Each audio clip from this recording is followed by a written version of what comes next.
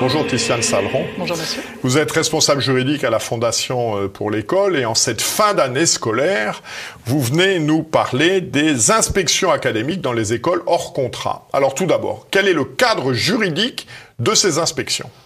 Alors ce cadre se trouve dans le Code de l'éducation qui est modifié au fur et à mesure des lois. Donc on a notamment la loi Gatel et puis récemment la loi contre les séparatismes qu'on appelle la loi confortant les principes de la République qui viennent petit à petit accroître le contrôle des écoles et définir un petit peu ce qui peut être contrôlé. Donc le cadre il est un petit peu précis dans la mesure où on sait ce que vient contrôler un inspecteur lorsqu'il vient dans une école. Donc je vous la fais courte, mais il contrôle en gros les personnels qui travaillent. Il s'assure que les enfants sont dans des bonnes conditions de travail et d'enseignement. Et enfin, il vérifie qu'on transmet bien le socle commun des connaissances, des compétences et des cultures, donc de l'éducation nationale, qu'on transmet bien ce socle de manière progressive aux élèves. Voilà. Donc il y a ce cadre-là un peu précis. Par contre, le cadre est très flou en ce qui concerne le déroulé de l'inspection, puisqu'il n'y a absolument rien dans le code, dans aucune loi sur le déroulé de l'inspection. Donc là, on peut dire qu'il n'y a pas vraiment de cadre. Alors justement, concrètement, à quel rythme ont lieu ces inspections ? Y a-t-il un préavis ? Y a-t-il un rapport ? Ce rapport est-il communiqué à l'établissement scolaire ? Alors le rythme, il y a un rythme officiel, on va dire, qui est dans le Code de l'éducation, c'est-à-dire que la première année de l'ouverture de l'école, en principe, cette école doit être inspectée. Et si tout se passe bien, il est recommandé de refaire une inspection dans la 5e année de l'école. Alors ça, c'est la belle théorie, mais dans les faits, on sait que seuls 80% à peu près des écoles sont inspectées leur première année. Je pense que c'est notamment à cause de moyens humains qui sont insuffisants. Et surtout, vous pouvez avoir une école qui se fait inspecter chaque année, une autre qui est ouverte depuis 10 ans qui n'est jamais inspectée. Bref, il y a la théorie et la pratique.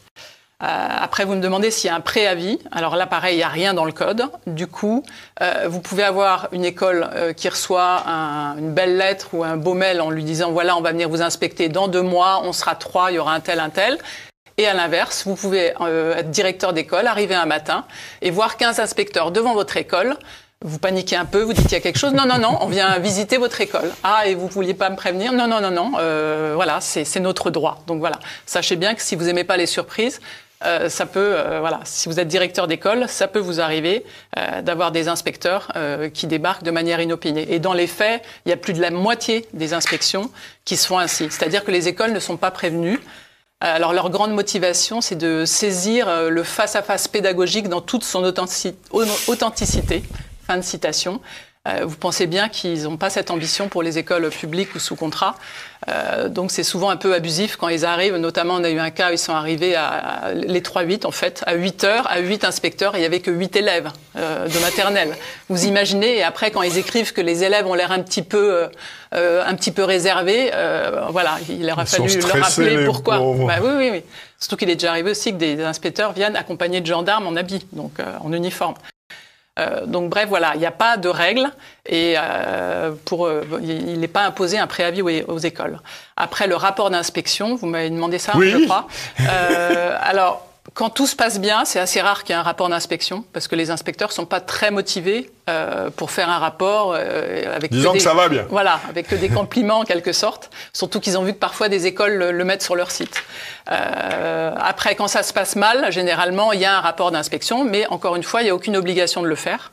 Et si je peux en profiter, je déconseille aux écoles de demander un rapport d'inspection lorsqu'ils n'arrivent pas. Parce que généralement, quand on le demande en insistant, bah, du coup, comme ils se mettent au boulot, ils trouvent des choses à redire et il n'y a aucun intérêt en fait à recevoir un rapport d'inspection dans ce cas-là.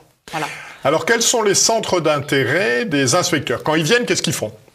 Alors quand ils arrivent, donc encore une fois, il n'y a pas de règle, mais généralement, il y a quelqu'un qui s'occupe de la directrice ou du directeur et qui lui demande tous les papiers administratifs. Et après, il y a les inspecteurs, ça ressemble un peu parfois à une perquisition, qui vont très vite dans les salles de classe. Ça, c'est quand ils arrivent après l'ouverture de manière inopinée. Et ils voient comment se passe le face-à-face, le fameux face-à-face pédagogique. Donc ils s'installent, ils se présentent à peine parfois. Il y a des moments où ça se passe très bien aussi. Hein. Et ils s'installent dans la classe et ils suivent le cours. Donc ça, c'est très fréquent. Et du coup, ils en profitent aussi pour regarder les manuels, pour regarder les affichages. Ils prennent des photos.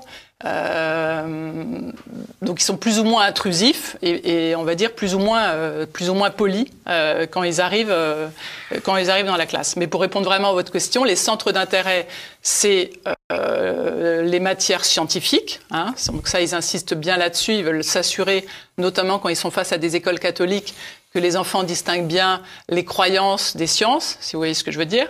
Après, ils sont très obsédés aussi, si je puis dire, par l'informatique. Donc ça, quand ils voient pas d'outils numériques, ils font très souvent des remarques. On a déjà eu des rapports d'inspection où ils mettent en demeure des écoles de faire l'acquisition d'une tablette par personne, vous voyez, par élève, en primaire. Bon, ça, c'est pas, ils n'ont pas le droit. Donc après, on aide éventuellement l'école à répondre à ce genre de mise en demeure. Mais donc leur obsession, c'est les sciences, l'informatique, également, qu'est-ce qu'il y a, l'éducation civique et les valeurs de la République. Donc ça, ils font très attention. Ils demandent dans les emplois du temps s'il y a bien un enseignement moral et civique. Ils demandent comment est-ce qu'on transmet toutes les valeurs républicaines et tous les principes. Voilà. Ils sont aussi attentifs à l'histoire. Ils n'aiment pas beaucoup quand l'histoire est trop chronologique. Hein. Et aussi, si l'histoire... Enfin, ils font facilement des commentaires sur les programmes d'histoire tels qu'ils sont délivrés dans les écoles. Donc, ils n'aiment pas qu'on insiste trop sur les reines de rois et ils préfèrent, par exemple, qu'on parle plus de l'histoire contemporaine, si je puis dire. Voilà, ça, ils sont très attentifs à tout ça. Voilà. Alors, est-ce que vous avez, pour illustrer un peu tout ça, des exemples, des verbatims, des anecdotes de la réalité? Alors, la réalité, c'est vrai que parfois, quand on a des retours de directeurs ou des enseignants, ils ont l'impression d'avoir vraiment vécu une perquisition, d'accord ? Ou limite, ils ont l'impression que les inspecteurs cherchaient un cadavre à la façon dont ils se sont comportés. Donc, je vous l'ai dit déjà, quand ils viennent en plus sans prévenir et en se présentant à peine, et après, quand ils débarquent dans les classes, ils ont vraiment l'impression qu'il y a quelque chose qu'ils cherchent de très important. Et après, ce qu'ils font, c'est qu'ils posent souvent des questions aux élèves. Hein. On a eu un exemple, ça c'est un des plus graves selon moi, qui est assez récent, c'est que à un moment, ils étaient dans une classe, le professeur s'est absenté de sa classe, et l'inspecteur en a profité pour demander aux élèves pour qui votaient leurs parents. Je veux dire, c'est juste hallucinant. Et alors, est-ce qu'il y a des recours contre ça? Est-ce que les parents peuvent porter plainte en disant c'est quand même hallucinant? Alors moi, ce que je conseille dans ces cas-là aux parents, c'est de s'étonner, en fait, parce que pour porter plainte, il faut aussi un préjudice, et il ne faut pas non plus que leurs enfants aient l'air d'être en sucre et traumatisés par ce genre de questions, parce que ça peut se retourner contre eux. Donc je leur conseille de s'étonner et de demander la motivation, la raison de cette question, d'écrire au recteur en s'étonnant des questions qui ont été posées à leurs enfants. On demande aussi aux enfants parfois, mais à des enfants de collège, hein, Macron, il a déjà été demandé, Macron est président ou roi? Vous voyez, comme c'est un peu humiliant comme question. À une élève de 3e aussi, on lui a demandé si elle savait se servir d'un téléphone portable. Donc, et cette élève a répondu, mais vous savez, monsieur, on ne vit pas dans une grotte. Et donc, du coup, tout le monde a rigolé, ça a détendu l'atmosphère. Mais ils ont vraiment parfois des a priori qui font que leurs questions sont un petit peu humiliantes. Après, ils ont des comportements parfois totalement irrespectueux, c'est-à-dire qu'ils fouillent encore récemment, ils sont dans une école. Ils étaient dans la salle de classe et ils ouvraient les cahiers des élèves, mais sans leur demander leur avis. Et ils fouillaient également leur casier, mais sans demander. Souvent, ils demandent, et à ce moment-là, l'élève dit oui, parce qu'il n'ose pas dire non. Mais là, vraiment, c'était open bar. Ils ouvraient, ils regardaient dans les casiers sans rien demander.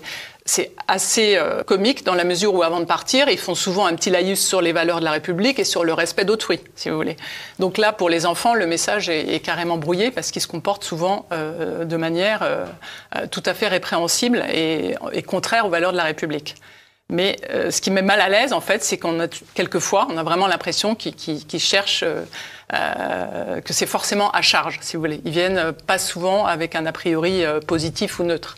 C'est ça qui est assez gênant. Et moi, ce que je conseille vraiment, vous me demandiez pour les parents, c'est aussi bien aux parents et aux écoles, encore une fois, tout de suite après les visites qui se passent un petit peu comme ça, c'est vraiment d'écrire pour graver dans le marbre des comportements répréhensibles.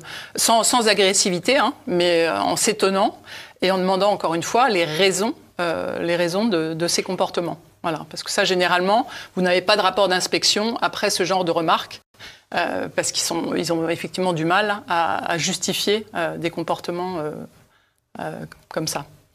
Eh bien, merci beaucoup de ces précieuses explications, de ces témoignages tout à fait, je dirais, symptomatiques de la République macronienne. Merci à vous beaucoup. Et n'oubliez pas que la Fondation pour l'école est à la disposition des écoles si elles appréhendent une inspection ou après une inspection, on peut toujours les aider à réagir. Voilà. Merci beaucoup. Merci à vous. Merci beaucoup.